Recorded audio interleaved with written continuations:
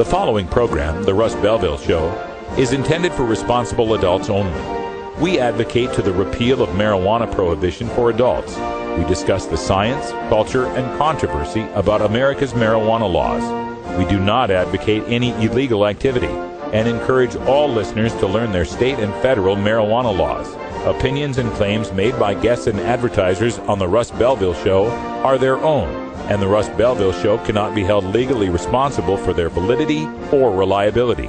Viewer discretion is advised. You take a seed, you plant it, you grow it, you dry it, you roll it, you smoke it. You take a seed, you plant it, you grow it, you dry it, you roll it, you smoke it, and it goes down smooth. Hey! Spanning the continent to bring you the truth about cannabis and marijuana law reform. I smoke pot and I like it a lot. From the promise of legalization. And I think that we need to rethink and decriminalize our marijuana laws. To the agony of prohibition. One major responsibility is to encourage people to use less drugs. The Russ Belville Show, the voice of the marijuana nation. Yeah, I hear you had a question for me. Now, here's your host, Radical Russ Belville. All right, good day, tokers and tokettes. Welcome. It is Tuesday, April 9th, 2013, and it's got to be 420 somewhere in the world. So glad you could join us here today. We got all sorts of great information for you on today's show. In today's Radical Rant, we're going to take an in-depth look at a story that I brought to you last week. It's the story of the Hacken family. There's been some updates there. If you heard of the anti-government family that kidnapped their own kids, that's the story I'm talking about. We'll give you the latest updates. Plus, I want to rant a little bit about how the government uses our children against us in this war on drugs. We'll talk about that in the Radical Rant. At half past, we are going to do a little bit of reefer research. I debuted this segment a couple of weeks ago on every other Tuesday. We're going to take a look deep into my files and show you some of the different research topics, subjects, and sources that I get my information from. This will make you all better fighters in the war against prohibition, to be able to bring all of this research to fore when you're in your arguments, when you're in your discussions, and a lot of it's from the government's own sources, so good stuff. Today we're going to be focusing on medical marijuana laws. If you want to find out information on medical marijuana law, elections, and so forth, today's reefer research will bring you all that information. Before we get to the reefer research, we've got our daily Toker tunes and a brand new music editor for our Electric Tuesdays. Our good friend Bacon Dan, aka Bacon Crispy PDX, brought us a song for Electric Tuesday today called Paradise on E. We'll have to check that one out at 20 after. I hope you enjoy it.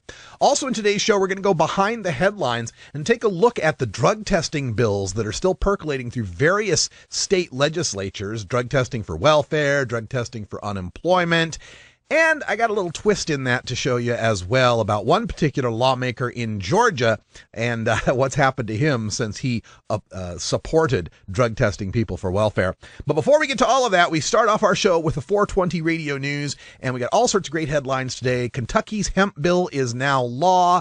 We've got lawmakers hearing 3 different bills on medical marijuana here in the state of Oregon. Colorado's lawmakers may make a major change to how they handle the distribution and growing of marijuana in that state. Researchers in the San Francisco Bay Area are researching CBD for brain and breast cancer. We'll tell you what happens if you pass out hemp leaf stickers in Russia, and there's a conference going on this weekend in Missouri. Like I said, plenty of information to get to. We'll get to it right after this.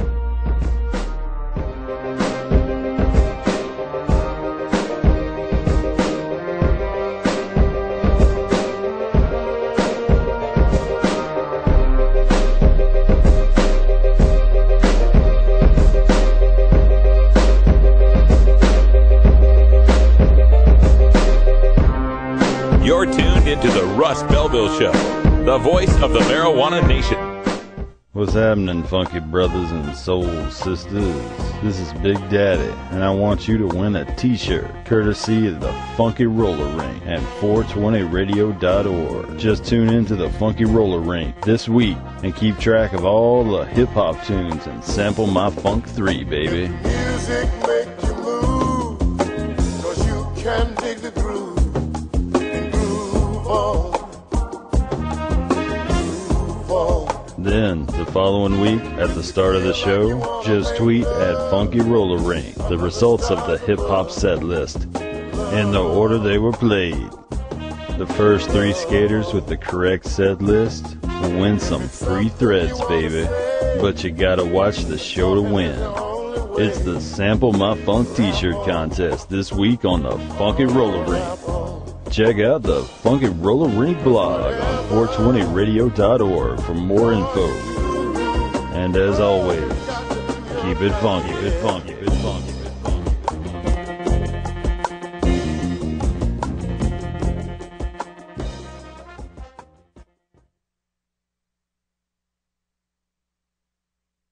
The law offices of Omar Figueroa would like to remind you to stand up for your rights. Please do not give up your precious liberties. There's nothing wrong with standing up for our constitutional rights, and in fact, it's the only way to honor the Constitution that recognizes our natural rights. Treat law enforcement with respect and respect the Constitution by standing up for your rights.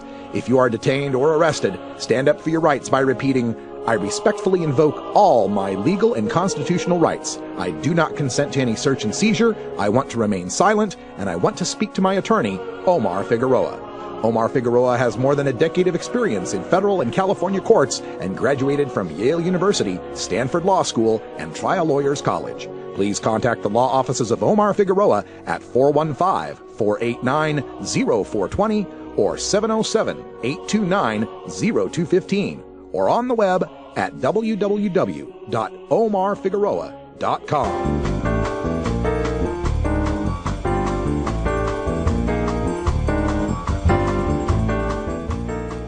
This is your 420 radio news for Tuesday, April 9th, 2013. I'm Russ Belville. Kentucky hemp bill becomes law. This from HuffingtonPost.com. Kentucky's hemp bill became law over the weekend when Governor Steve Beshear opted not to act on it, bringing a successful end to the measure's winding path through the state legislature. Beshear said of his decision on SB 50, quote, "I strongly support efforts to create additional legal cash crops for our farm communities. At the same time, we have a tremendous drug problem in Kentucky, and I want to make sure that we don't do anything that will increase that drug problem. I still share the same concerns our law enforcement officers have about the impact hemp cultivation may have on our drug eradication efforts," end quote. Kentucky police have expressed concerns that legalizing hemp production could give cover to potential growers of illegal marijuana, which looks similar to hemp, but whose strains contain higher levels of the psychoactive agent tetrahydrocannabinol. Experts have rejected this suggestion, claiming that the two strains would cross-pollinate if cultivated in close proximity, devaluing the more potent and profitable variety. With industrial hemp now legal at the state level, Kentucky must now wait for federal action to approve the crop's planting and harvesting. Kentucky's U.S. Senators Rand Paul and Mitch McConnell have promised to work toward a federal solution to allow the state to cultivate hemp. Both senators are sponsoring federal legislation to remove hemp from the Drug Enforcement Administration's list of illicit drugs. Lawmakers hear medical marijuana bills from the statesmanjournal.com.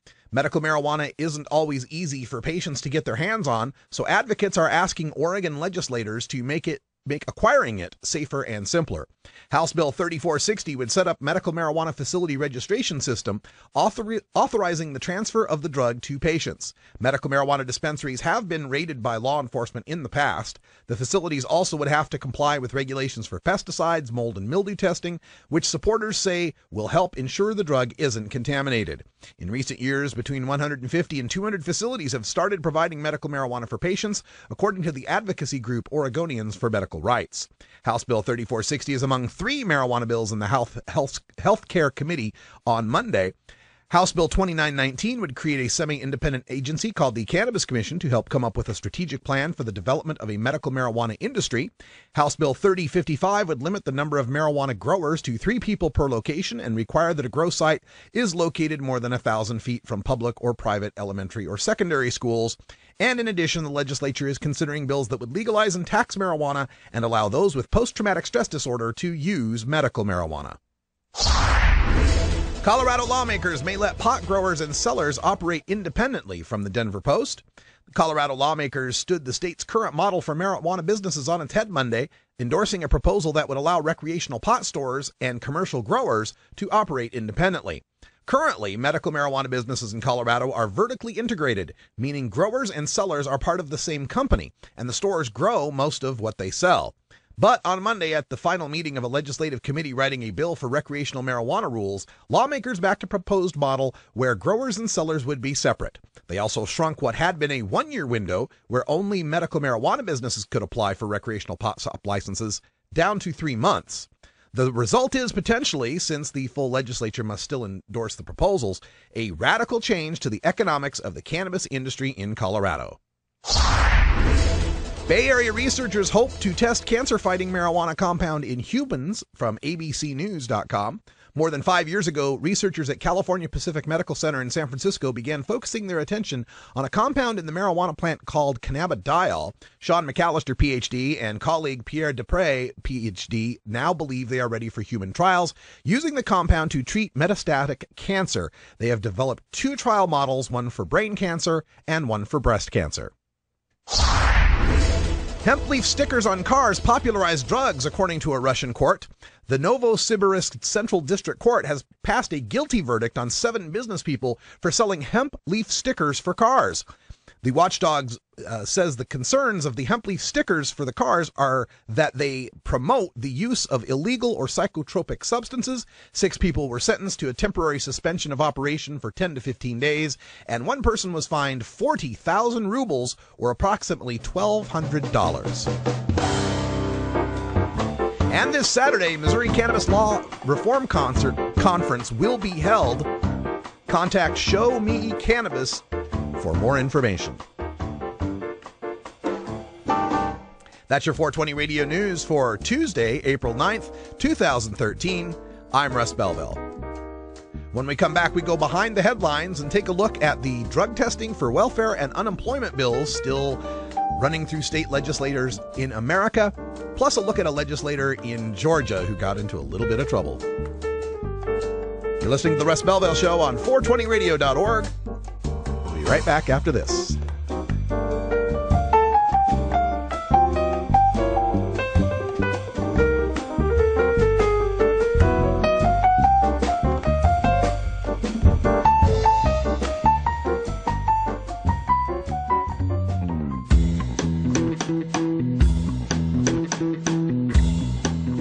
Is medical marijuana right for you? When you are stricken by an illness, injury, or disability, you deserve to live your life as free from pain and suffering as possible. Modern medical researchers have developed some amazing pharmaceutical drugs, but these may not be the best solution for you.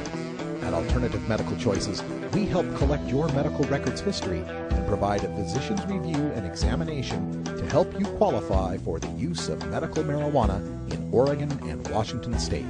Call 971-270-0262 or visit altmedchoices.com for more information and to schedule an appointment today. Alternative Medical Choices, because you deserve the best in healthcare.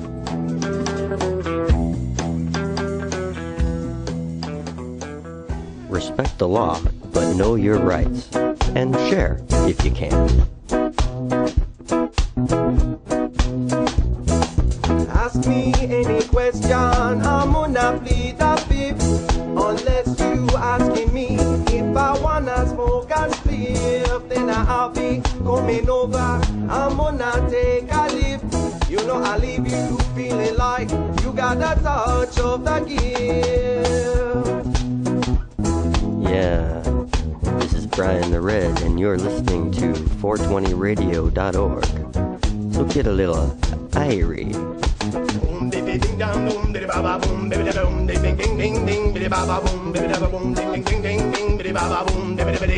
right, welcome back, everybody. Time for us to go behind the headlines. It's 14 past the hour, and I wanted to talk a little bit about the more of these drug testing for welfare bills. There's another one that's going through the state Senate in Arkansas. This is from Reuters.com. The Republican-led Arkansas State Senate approved a measure on Monday that would require random drug testing of Arkansas residents who receive state unemployment benefits, a plan that the state's Democratic governor said could violate federal law. The bill, which passed on a 25-5 vote, now goes to a House committee, could affect about 85,000 Arkansas residents currently receiving unemployment benefits. If the measure becomes law, those seeking unemployment benefits would have to sign a waiver and allow for random drug testing. Those who refuse to sign or who test positive for drugs would not be entitled to benefits. The Arkansas bill's sponsor, Republican State Senator Jeremy Hutchinson, said that his measure was more of an enforcement mechanism than anything else. Quote, Arkansas law states that you have to be adequately seeking employment, and by that you have to pass a drug test since so many employers require drug tests, end quote, Hutchinson said. He also said that 80% of the state's employers require a drug test.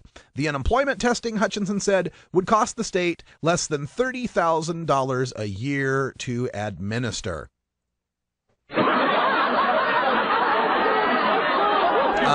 The reason our audience is laughing is because they follow this show quite well, and they realize that a couple of 3, 4, 5 days ago, maybe a week ago, I did a feature on this report from The Nation magazine on the GOP's drug testing dragnet.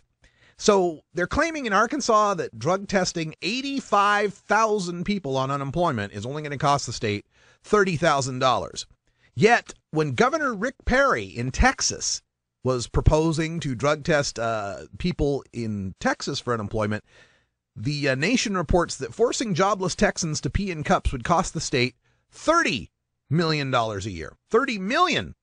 Million with an M. $30 million. Now, I know Arkansas is not as big as Texas by any means, but it can't be 1,000 times less expensive in Arkansas than it is in Texas. They're saying $30,000 in Arkansas for the entire state to administer an unemployment drug testing problem when the estimate was $30 million in Texas. Something's not adding up here. And it also bothers me when we want to tie in unemployment benefits to drug testing here, because people tend to think that unemployment is some sort of entitlement, but it's not. It's an insurance program that you've already paid into by working. That's your money. It's deferred salary. It's money that would have been in your paycheck, except for the fact that we have laws about unemployment insurance so that when you do run out of a job, we don't have to step over you in the streets. You don't go robbing people to try to survive, that there's some sort of safety net to catch you. Now, if we're going to drug test people who are on unemployment, what then will they do? These people that propose this drug testing, first of all, if we're talking about people addicted to serious drugs, cocaine, meth, and heroin, you don't make rational choices when you're addicted to those drugs. You'll use those drugs, you'll get caught, and then now you'll be drug addicted and unemployed and have no benefits, no money coming in. What's your next move? Really, what's your next move? Go get a job? What's your next move is probably rob someone or steal something when you're in that desperate a situation. But let's be honest, the real effect of these drug testing plans is to catch pot smokers, because that's what these drug tests mostly catch, is pot smokers. It's just another way of discriminating against us. And before I end this segment, I also wanted to mention a story coming out of rawstory.com, has slightly to do with this drug testing for welfare. Georgia State House Representative Chuck Sims, a Republican, was arrested last week and charged with driving under the influence. His second such arrest in just the last 3 years. The Atlanta Journal-Constitution reported Monday that Sims was arrested and taken into custody shortly before midnight on April 2nd. An officer in Coffee County reportedly observed a motorist driving erratically who then accelerated, plowing the vehicle into the highway shoulder. Sims was arrested and booked into the Coffee County Jail in Douglas, Georgia, then released on a $1,487 bond. Sims was arrested for DUI in 2010 by Atlanta police. So why is this a big deal? This Republican Georgia House representative who got 2 DUIs in 3 years? Well, because he's among the state lawmakers who voted in favor of House Bill 861, which mandated drug testing for all Georgians seeking public assistance funding. So, yeah, we got to test all these people that are on welfare getting money from the state of Georgia. But this guy, this representative, who I do believe is paid a salary by the state of Georgia, right, for being a representative, has been busted twice for driving under the influence. You better take a look at that log in your own eye there, Representative, before you start commenting on the specks in other people's eyes. Hypocrite. All right. Well, Brian the Red's here. We got the Google Hangout going. I think that's working now. So if you want a video chat, the link should be in our regular chat room. In the meantime, what do we got to do here? Well, you got to remember to copy and paste that link. Copy and paste the link. All right. Be right back. Reefer man. Have you ever met that funny reefer man? Reefer man. If he said he swam to China, he would sell you South Carolina. Then you know you're talking to that reefer man.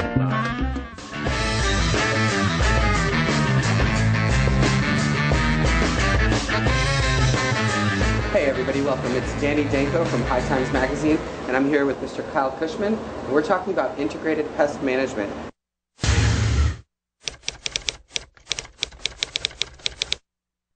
Now Kyle, I see you're using these yellow sticky traps. What's the purpose of those? It is just a good part of routine IPM, integrated pest management, along with neem oil, regular spraying of neem oil every second or third day. And it's just good to keep down, to prevent an infestation before it happens. Okay. So it's kind of like that canary in the coal mine thing, where it'll let you know ahead of time by seeing how many bugs there if you need to employ something stronger, if you're going to need to use biological controls or some chemical insecticides. Wow, cool. And also I'd like people to know the reason these sticky traps are yellow is that the bugs are attracted to that color. It's the color of a dying leaf, which makes a welcome home for them. So always remove any yellowing leaves so as not to create a home for pests. Yes. Yellow or mottled leaves. Go away. All right. Well, thank you very much, Kyle. And this has been a lesson in integrated pest management.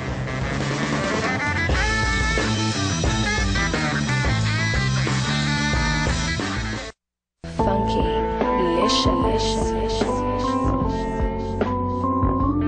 Oh yeah, that's right. Grooving, keeping it mellow here at the Funky Roller Ring.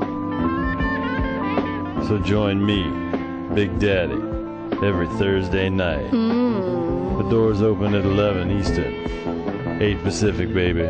Oh yeah. Yeah. Groove on. Groove on.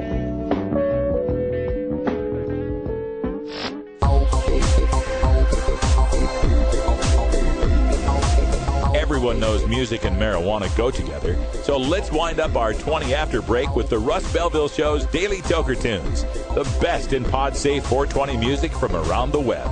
Today is Electric Tuesday, featuring the latest in electronic dance music and other cutting-edge genres. You can get downloads and more information about all our Daily Toker Tunes by visiting music.radicalruss.com. Now, sit back and enjoy your Daily Toker Tunes. All right, welcome back. Like I teased earlier in the show, we've got a brand new music editor for Electric Tuesday, and that would be our friend Bacon Crispy PDX, a.k.a. Bacon Dan. Hey, Dan. Hey, how's everybody going today? Doing great. You just made it in, just in time. Glad to have you here. Oh, definitely. Before we get to the song, I want to remind folks, we got a new ad on the show. If you didn't catch it at the beginning of the show, it'll be on at the top of every hour. Big Daddy Fink and the Funky Roller Rink are doing a T-shirt giveaway. They're doing 3 T-shirts that they're going to give away, and all you got to do is watch the Funky Roller Rink this Thursday and make a note of the hip-hop tunes. And then the next week, you can tweet those tunes in order, and you could be a winner. For more information, just check out our show. Just check out our stream here at the top of every hour and catch that ad. It'll give you more details. All right, let's go to Bacon Dan. We got a song for today, Paradise on E. What do we know about this artist? All right, well, this is, I actually found out about this artist through the fact that I am a giant nerd. and I'm a gamer as well. So a lot of machinima, which you'll take video games and kind of make your own movies with, you'll see this kind of music at the end. So this is from Bounce. This is the final edit of Paradise on E. It's just real good old school electro. You can find a lot of his stuff on Newgrounds. Just go on to newgrounds.com, search Bounce. But the O is with the letter 0, and the E at the end is with the letter 3. B0 Unk 3. Yes. Okay. You kids with your crazy typing and stuff. So Paradise on E, and what was the website again? That's newgrounds.com, and this is Paradise on E, the final edit. All right, here we go. Let's enjoy it. This is Bounce.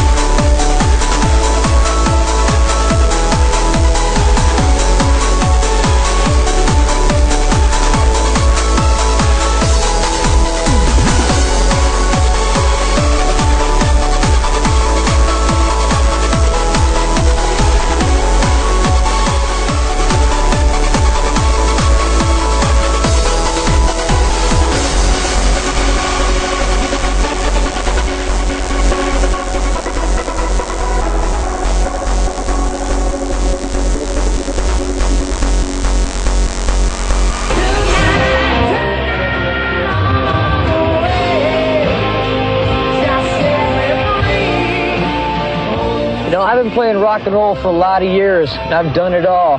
Now I do it without drugs. Hey, don't get me wrong, I still party with the best of them, but now I do it clean. I'm on top of everything I do.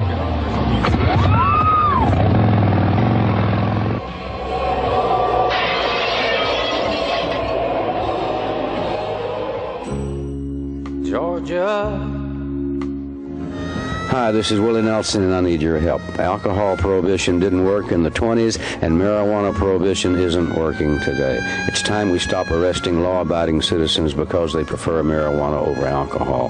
Nearly 2,000 Americans are arrested every day on marijuana charges. We're unfairly destroying the lives and careers of hundreds of thousands of people each year simply because they smoke marijuana. These are not criminals. They're average citizens like you, good neighbors who work hard, raise families, pay taxes, and contribute to their communities. We need your help to end marijuana prohibition once and for all. It's the fair thing to do. For more information, contact NORML, the National Organization for the Reform of Marijuana Laws. Call toll-free 888-67-NORML or visit their website at norml.org.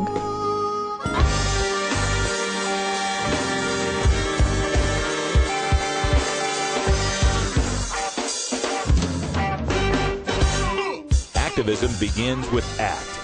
The Russ Belville Show features the stories of hardworking grassroots activists working for an end to prohibition in today's activist agenda.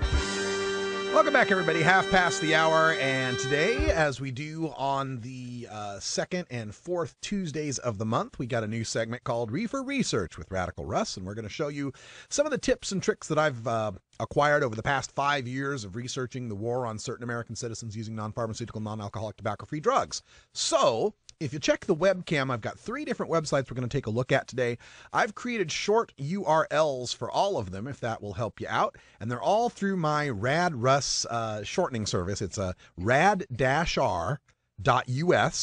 And then there's 3 websites. There's MJ Ballot with capital M, capital J, capital B. The capitalization does matter, so you have to make sure you get that right. MJ Ballot, and that represents the site for Ballotpedia, and specifically the page on Ballotpedia that lists all of the marijuana-related initiatives that have ever been on U.S. state ballots. So it's a great site. We're going to go to that in just a second. For a more detailed look at state ballot initiatives, there's also a database that's run by the National Commission of State Legislatures, and I've created a link for that at BallotDB, capital B, capital D, capital B. So BallotDB at the Rad Rush service. And for a look at polls and scientific information and state laws, there's a great website out there called procon.org. You can actually find them at medicalmarijuana.procon.org, or you can use my short link, MJProcon, with capital M, J, P, and C, MJProcon. So let's start by taking a look at the Ballotpedia link to begin with, and I'll pull this up over here. Again, rad-r.us/MJBallot will take you there. If you want to follow along, this might be helpful as well. And let me switch over to the host cam and get you a screenshot of the site. Okay, so when you get there, you'll be at ballotpedia.org. And like I said, it's the you can find this specifically by going to the MJ Ballot link that I've provided you. But it provides you a list of marijuana on the ballot all throughout the country, throughout any particular election year. And we'll just look through this just a little bit. You can arrange it by state or by which year. So running down through the states, you can see Alaska, Arizona, Arkansas, California, Colorado, and so forth. Or we can go by year, which I think is kind of interesting, because then you can go year by year and see, what's on the ballot. Going all the way back to 1972, when California's first Prop 19 was on the ballot, that was in 1972. Oregon's Ballot Measure 5, which was the Oregon Marijuana Initiative, that was from 1986, and so forth. So you can find all of the interesting, all of the laws that were passed, the various decrim measures, and this includes ones that were on the ballot and didn't pass as well. So, for example, you can see in 1998 there were 7 different things on the ballot that people had to do with marijuana in one way or the other. This also tells an interesting story, because you might notice here that we have Arizona Use or Possession of Controlled Substances, Proposition 200, 1996. That's the Arizona medical marijuana. And believe it or not, all the way back in 1996, Arizona passed medical marijuana with 65% of the vote. Now, this may lead somebody to think, well, wait a minute, didn't Arizona just become a medical state like just back in 2010? Well, yes, technically, but actually all the way back in 1996, almost 2 out of 3 people in Arizona were approving marijuana for medical purposes. And this measure passed, but the problem that existed for it, which exists for a lot of these measures, is right here. Proposition 200 would allow medical doctors to prescribe a controlled substance. And the minute you put the word prescribe in there, you're messing with at the federal level. You're dealing with DEA federal prescriptions, prescription licenses. And once someone in Arizona, a doctor, would prescribe marijuana, they would lose their ability to prescribe everything. And that's why this 1996 act never took effect. They tried again 2 years later in Arizona in 1998 when we were passing medical marijuana here in Oregon and they were doing it in Alaska. There was also the Arizona medical use of Schedule I drugs proposition. This was just another rewriting of what they had done before. And this was the referendum that was asking whether or not the FDA would have to give permission before anyone could use medical marijuana. And the people voted that down. Again, about a 2 to 3 measure voted down having to have federal approval for Arizona doctors to prescribe medical marijuana. That still didn't solve the problem because the word prescribe was still in there.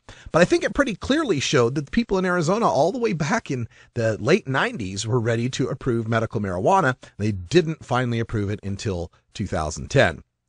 So this is a great website if you want to find out the different years and try to, find out when medical marijuana has passed, where it hasn't passed, what year it happened, and so forth. Again, medical marijuana on ballotpedia.org, which you can find through our helpful link. Now, another link that you can use, again, under the rad-r.us, is at BallotDB. This is the National Conference on State Legislatures, rad-r.us/BallotDB, and this will take you to their database search. Now, I'm going to expand this just a little bit so you can read it a little better, but this is the National Conference on State Legislatures, and what's nice about this is a ballot measures database for every ballot measure ever, for anything that was ever voted on. You can search it through all of the states or by picking your one particular state you wish to search through. You can select a number of topics you wish to search through. If you hold your control key down on a PC, you can pick multiple topics. But of course, we would be interested in this topic here, drug, alcohol, and tobacco. Now, I think this is an interesting way of searching because I find it interesting to find not just the marijuana on the ballot, but also what they're doing with drug and with alcohol and tobacco policy, and to use those to compare and contrast. You can search through the different years, and normally you can see the whole year there. Since I've blown it up a little bit, it's too big for the box, but that's 2013, I believe, is selected right now. And whether or not it's part of a general election, a primary election, a special election, whether or not the measure is an initiative or a legislative referral, and so forth. Let's pick on my home state here, the state of Oregon. And we'll look for drug and alcohol and tobacco. This year, general election, any measure.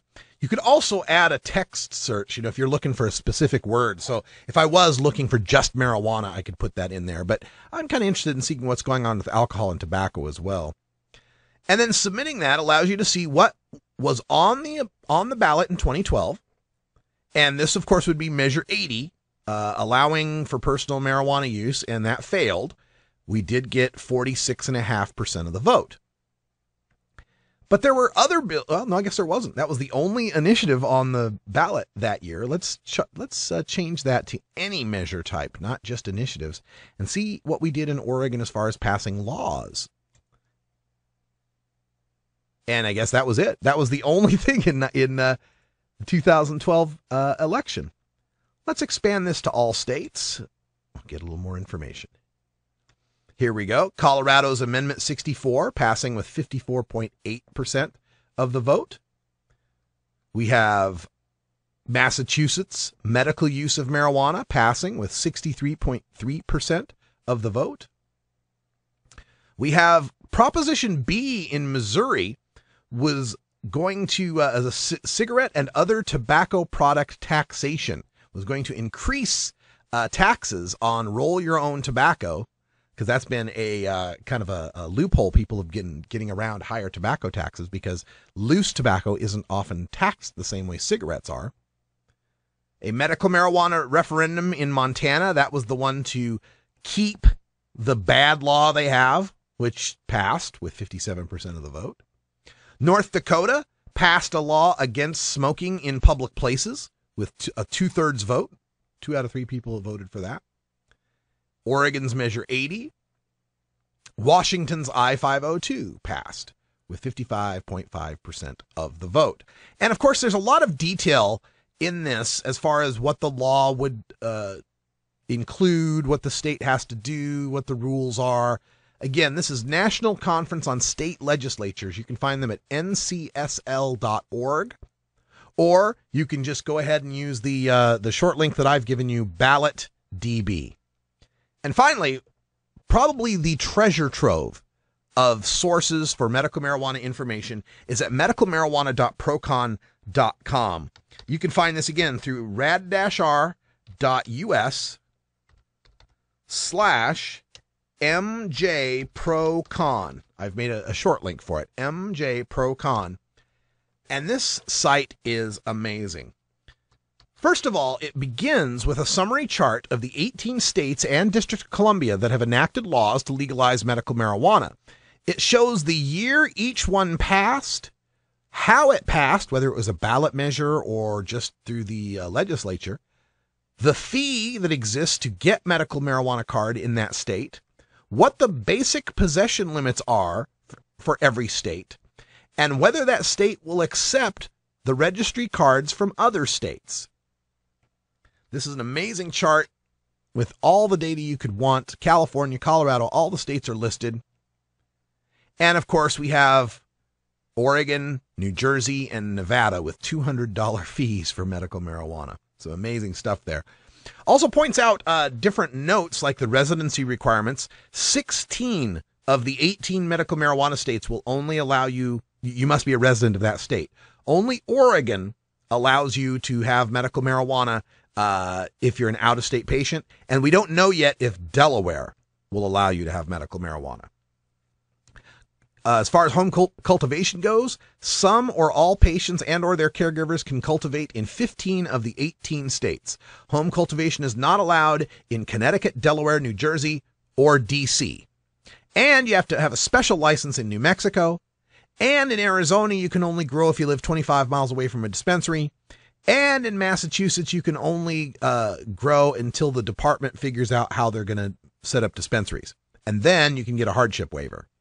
So really, there's some restrictions on home grow in a lot of these states. It would be Connecticut, Delaware, New Jersey, District of Columbia, New Mexico, Arizona, and Massachusetts for 7 states and the D.C. Patient registration is required in most states. And then as you scroll down, you will get a list of all the states and what the address and phone numbers are for their medical marijuana registry, links to the emails, to the websites for their medical marijuana registry. It's just an amazing site. And then on the sidebar, all sorts of great stuff like charts of teen marijuana use, deaths from marijuana versus 17 FDA-approved drugs, various opinion polls, pharmaceutical drugs based on cannabis. Please check out these resources, and if you've missed any of the links, you can always email me, russ@radicalruss.com. I'll put them back on the screen for you. We're going to take a break. When we come back, time for a Radical Rant. The Russ Belville Show is blogging and podcasting daily at radicalruss.com. NORMAL stands for Responsible Adult Cannabis Use. If cannabis use is causing problems in your life, consider taking a break or seeking medical assistance. Consider ceasing cannabis use if you have a family history of mental illness. Don't drive or operate heavy machinery while impaired by cannabis use. Cannabis use is not without risks, even though the risks may be far less than those posed by legal drugs. When I was in England, I experimented with marijuana a time or two, and I didn't like it. And didn't inhale, and never tried it again. I think you'd probably be a lot cooler if you had, Mr. President. Said, hey, do you have it going, kids? Sure would be a lot cooler if you did. Lie, don't hide it. Lie, don't hide it. Oh, lie, don't hide it. Lie, don't hide it. Just lie, don't. You want answers? I'm as mad as hell, and I'm not going to take this anymore. You want answers? You have offended my family. I think I'm entitled. You want answers? I want the truth. And you have offended the Shaolin Temple. You can't handle the truth. Surely you can't be serious. I am serious. And don't call me Shirley. Radical rant. Last week I started breaking the story about Joshua Hacken and his wife, and this is a story coming out of Florida, also has a tie to Louisiana. And I just wanted to give you the latest updates on this because I think it paints a pretty scary picture about the lengths to which the government will go to demonize those of us who are using cannabis. And of course, I got to give major hat tip here to Mike Riggs of Reason, who is the primary journalist who has been covering this. He began on April 3rd, last Wednesday, and the headline that caught my eye said, "Anti-government couple on the run after kidnapping their own children from court-appointed guardian." Anti-government couple, they call them. It's Joshua Hacken and his wife Sharon Hacken. They're in Florida. They kidnapped, now this is according to the ABC Action News in Louisiana, that said, investigators say Joshua Michael Hacken, age 35, entered the home of Patricia Hauser around 6:30 a.m. Hauser is the maternal grandmother of Chase Hacken and Cole Hacken, ages 2 and 4. And it's believed that Hacken's wife, 34-year-old Sharon, was waiting outside. Investigators did not know if the children were taken at gunpoint, and it was not clear if the mother was directly involved in the abduction. Reporters were told at a Wednesday afternoon news conference the state of Louisiana took away the parents' parental rights and gave Hauser temporary custody. Joshua Hacken tied up Hauser, took the children, and fled in Hauser's 2009 silver Toyota Camry, which was later found a few blocks away. Now, according to investigators, this is the Louisiana news here, the couple lost custody of the two boys after an anti-government rally in Louisiana. The father was charged with possession of marijuana in the presence of the children. Afterward, Joshua Hacken tried to take the children, reportedly at gunpoint, from a Louisiana foster care facility, but was thwarted, according to the sheriff's office. And this is what's disturbing about this, is they keep saying, well, they're anti-government, and they were at an anti-government rally, and had possession of marijuana in the presence of his kids. And so I saw this story, and I went, okay, anti-government rally, what the hell is that? Tea Party rally? Occupy rally? Both could be considered anti-government in a certain way. A Tea Party on the right and Occupy on the left could be construed to be anti-government. And I thought, what, this guy is smoking pot at a Tea Party rally or an Occupy rally or what the hell? And he's smoking pot in front of his kids? Is this what's going on? What the hell is up with this story? Well, there's been some updates since then. First of all, his arrest was back in June of last year. This was Joshua Hacken's arrest, was for possession of marijuana, possession of drug paraphernalia, and possession of a controlled dangerous substance in the presence of a minor. And that's what lost him his kids. State of Louisiana took away his parental custody for possession of a controlled dangerous substance in the presence of a minor. So I want you to think about how just merely having weed and a pipe in your pocket could lead the state to deem you an unfit parent and take your children from you. This happens all the time.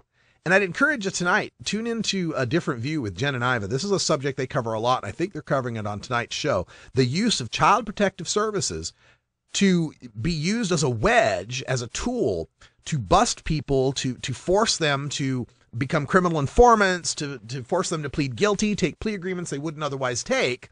Because when it comes to child custody and child protection, the government has a whole lot of leeway compared to a criminal prosecution for weed. And what happens sometimes is they go for the criminal prosecution for weed, they can't really get around and make it stick, but they'll use the threat of taking the kids away to get the people to plead on these cases. So that's what caught my eye in this case in the first place. And then the Florida media from that point on, at the, for example, the Orlando Sentinel as soon as this case hit, they posted pictures of the two boys and the mother and father with a big headline, Amber Alert, anti-government mom and dad suspected of abducting two boys. Their own boys, their own kids. So that's where this began, right? And so the next follow-up we got from Reason.com came on April 4th, last Thursday. And it was entitled, The Hacken Child Abduction Story Apparently Started with a Simple Marijuana Arrest.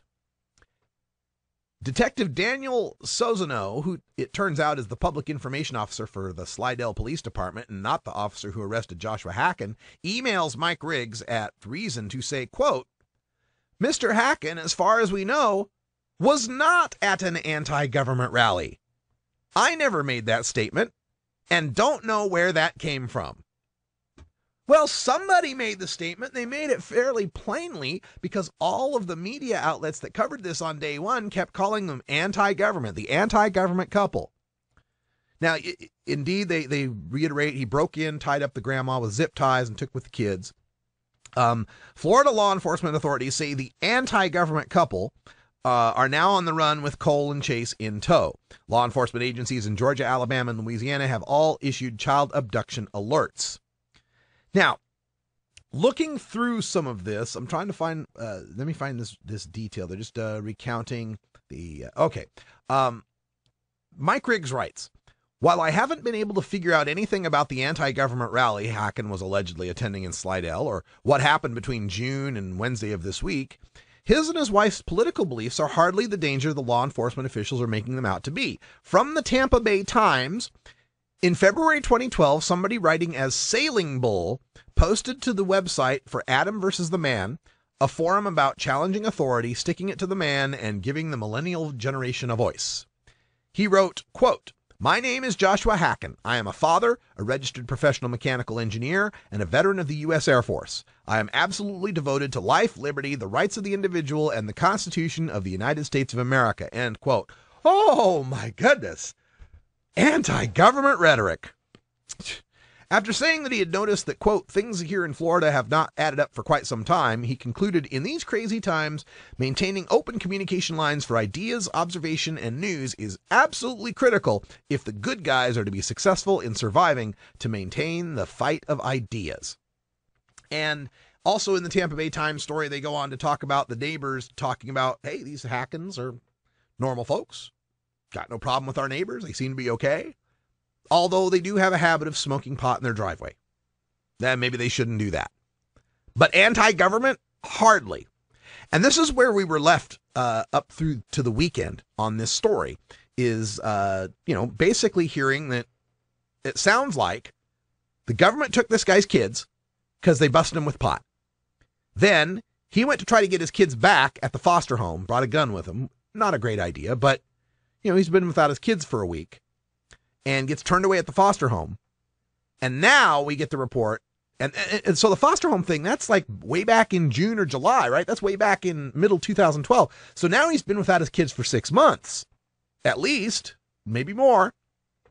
When he finally finds out that they're, with grandma and goes and picks them up at grandma's house, ties up grandma, picks the kids up. So now we have some updates on this from this week. And the Louisiana police are starting to chime in on this. Now, remember, the Florida police keep saying anti-government couple, anti-government couple, anti-government, right? Here's what the Louisiana police have to say. This is off of they just put it, Slidell Police Department. This came in, this was from last week, a late Thursday addition to this story. This is from the Slidell Police Department. In June of 2012, Joshua and Sharon Hacken were staying at a local hotel in Slidell. The Slidell Police Department was called in reference to a disturbance involving Mr. and Mrs. Hacken. When police arrived, both Mr. and Mrs. Hacken were acting in a bizarre manner that alarmed officers. They were talking about completing their ultimate journey and were traveling across the country to take a journey to the Armageddon. Let it be noted that both of their children were present in the hotel room at the time. So, the police are afraid these people are suicidal? That they're going to do harm to their kids? Continuing. Based off their behavior and the fact that narcotics and weapons were located inside of the hotel room, officers contacted the Office of Child Services. OCS determined that the children were in danger and needed to be taken into custody by the state of Louisiana and placed temporarily into a foster home. Hacken was placed under arrest for possession of marijuana, possession of drug paraphernalia, and the use of a controlled and dangerous substance in the presence of minors. Officers also took custody of several weapons for safekeeping. This blows my mind. Oh my God, you've got pot in front of your kids. Let's put those guns away. You got pot in front of your kids. Never mind those guns that are sitting there. There's pot in front of your kids. Wow. There's not a charge here for the weapons, right? You can have a machine specifically designed to kill people. That's okay. You can have that in front of your kids. But not pot. Oh my God. Dangerous substance. Okay.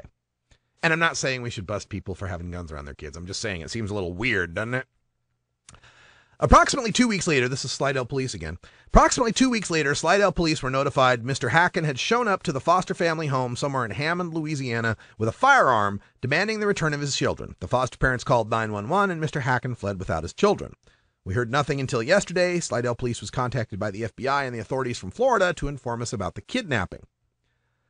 Okay, so Mike Riggs, in the meantime, did more research on this whole Sailing Bull handle, this username that he's got. He's a sailor, right? He owns a sailboat, and he graduated at University of South Florida, which is the Bulls. So, Sailing Bull. So he looked through over 190 posts to a website that was Kel-Tec Owners Group, and Mike Riggs says, I got the impression of a normal guy with libertarian or Tea Party leanings. He posted about opposing the death penalty, opposing the war on drugs, and opposing the Patriot Act. He posted about loving his wife and sons and about his enthusiasm for sailing.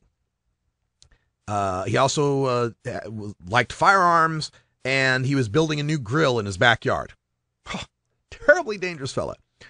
Now, the Armageddon line is kind of interesting because Hacken appears to be a member of another website that's called secularhomeschool.com, where in 2010 he described himself as an atheist.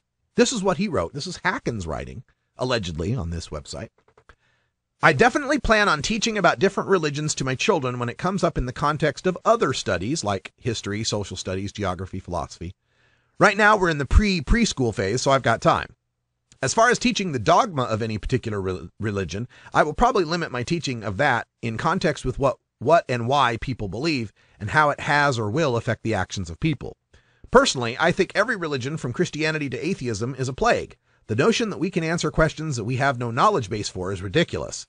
While there may be redeeming lessons from a particular religion, most organized faiths have been historically used to shed personal responsibility while stripping the individual of personal rights and freedoms of its congregation. Religion does not teach moral value. The best it can accomplish is to coexist and not intrude on such values. So here we go. We got Florida says they're anti-government extremists. Louisiana has them as some sort of Armageddon cult. Okay, I'm not buying it. Let me get the final update, and this is the update we get from today. Actually, I think it came in yesterday. No, it came in from today. Again, from Reason.com, Mike Riggs. Joshua Hacken, the Florida man who kidnapped his own children after being initially separated from them due to a marijuana arrest, has allegedly landed with his family in Cuba. The CNN reports a man on a boat at a Havana marina told CNN's Patrick Oppman that he is Josh Hacken. Cuban security asked CNN reporter to leave. So this is interesting. Again, they're just coming back to say he had, they got more information on the disturbance in the hotel. They say they found Hacken in possession of a gun, a knife, and marijuana, and that he was taking a journey to Armageddon. He spent a week in jail while he was there. Upon his release, that's when he went to the foster home to try to get his kids.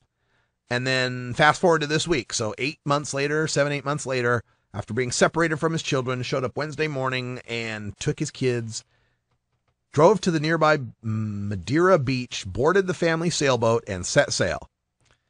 Florida law enforcement didn't realize until the weekend that the Hackens had taken to the Gulf of Mexico. Since the family disappeared, media outlets and law enforcement have suggested the Hackens meant to harm their children and possibly themselves.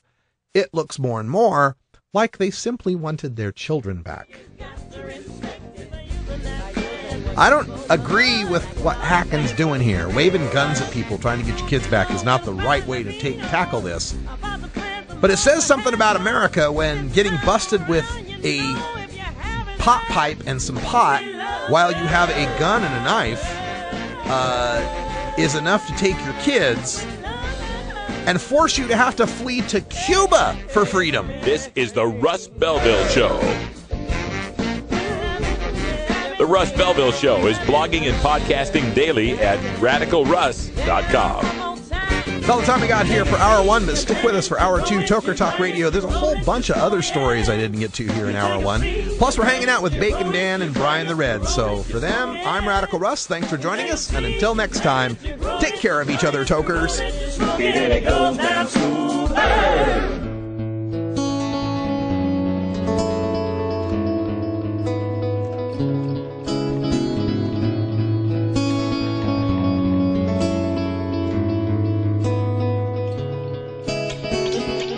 Sleep, sleep, sleep, sleep, sleep, sleep.